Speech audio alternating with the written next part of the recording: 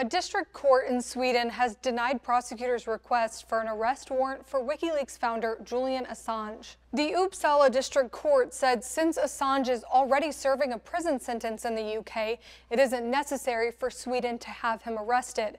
But investigative measures can still be taken using a European investigation order. Swedish prosecutors reopened a case involving a sexual assault allegation against Assange last month and later requested a detention order. Assange had been living at the Ecuadorian embassy in London since 2012. He was avoiding extradition to Sweden for the sexual assault allegation. The case was later dropped, but then one of the accusers asked that the probe be opened again. In April, Ecuador revoked Assange's asylum, and British authorities detained him on a U.S. extradition warrant and a UK warrant for failing to surrender to the court in 2012.